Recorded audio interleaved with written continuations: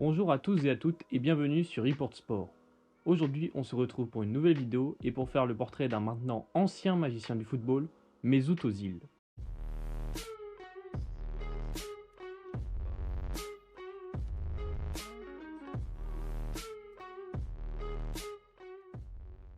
Mesut Ozil est né le 15 octobre 1988 à Gelsenkirchen en Allemagne de l'Ouest. Il est un citoyen allemand issu d'une famille d'origine turque. Mesut débute le football d'abord dans les clubs de sa ville natale, avant de jouer ensuite à partir de l'âge de 11 ans pour le Rot-Weiss Essen 1907, un club naviguant à l'époque entre la 3e et 4e division allemande, basé à Essen à une dizaine de kilomètres de Gelsenkirchen. Puis, à 16 ans, il rejoint le centre de formation de Schalke 04. Un an après son arrivée, Ozil joue son premier match professionnel en juillet 2006 face au Bayer Leverkusen en Coupe de la Ligue allemande. Le jeune Allemand ne joue que très peu cette saison 2006-2007, même s'il y fait une petite mais première apparition en Ligue des Champions. Schalke finit alors deuxième de Bundesliga à 2 points du champion Stuttgart. La saison suivante est tout aussi compliquée malgré le fait qu'il parvienne à marquer son premier but en professionnel lors d'une rencontre de Coupe d'Allemagne. Mais après seulement 39 matchs avec Schalke, Mesut Ozil signe au Werder Brême lors du mercato hivernal de 2008. Schalke récupère près de 5 millions d'euros dans l'opération.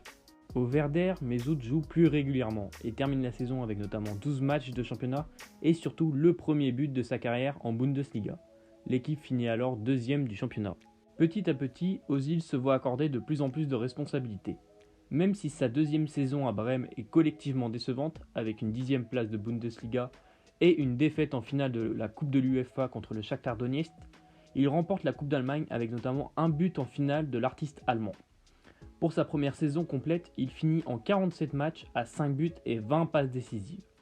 L'année suivante, Mesut inscrit 9 buts et délivre 17 passes décisives en 31 matchs de Bundesliga, et finit donc meilleur passeur du championnat.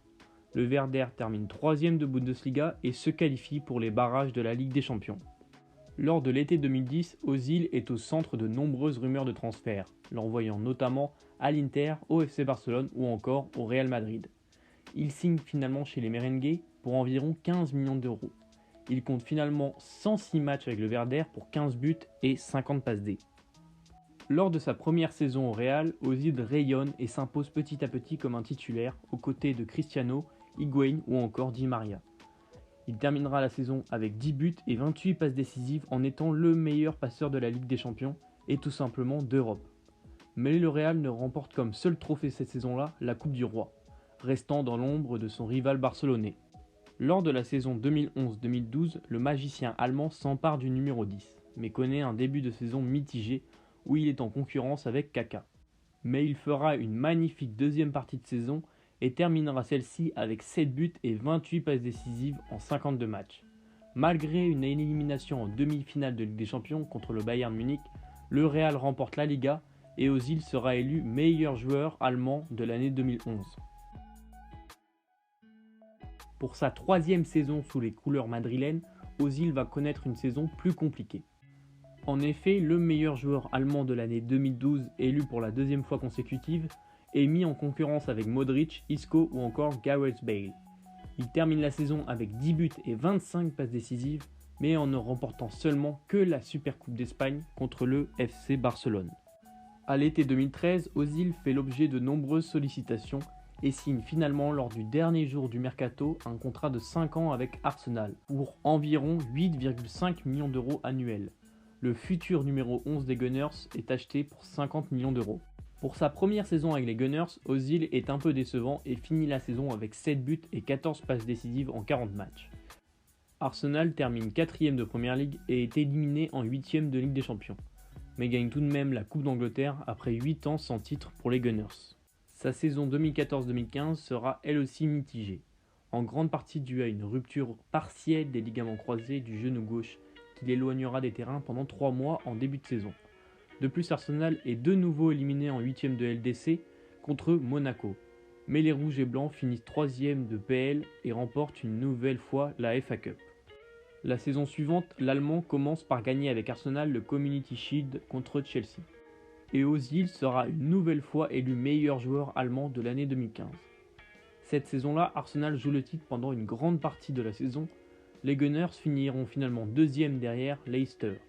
Mesut réalise une saison record avec en 45 matchs, 8 buts et 20 passes décisives, dont 19 en Première Ligue, à seulement une unité du record absolu de Thierry Henry en 2002-2003.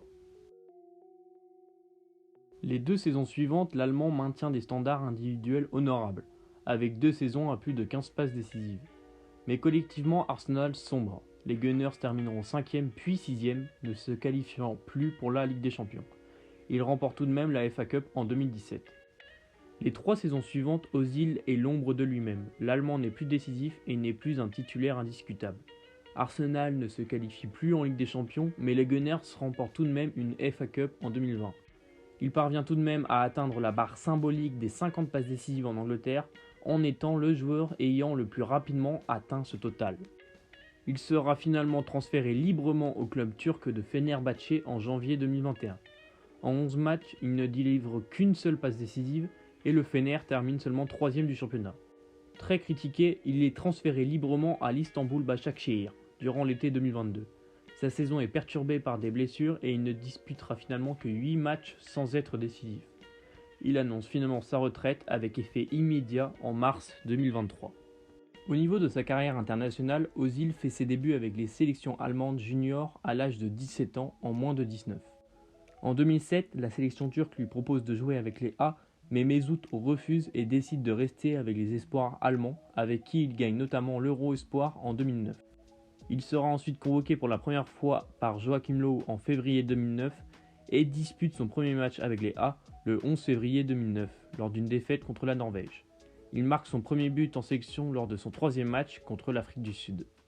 Il est ensuite convoqué à la Coupe du Monde 2010, où il brille avec un but et 3 passes décisives. Mais la Nationalmannschaft est éliminée en demi-finale par l'Espagne.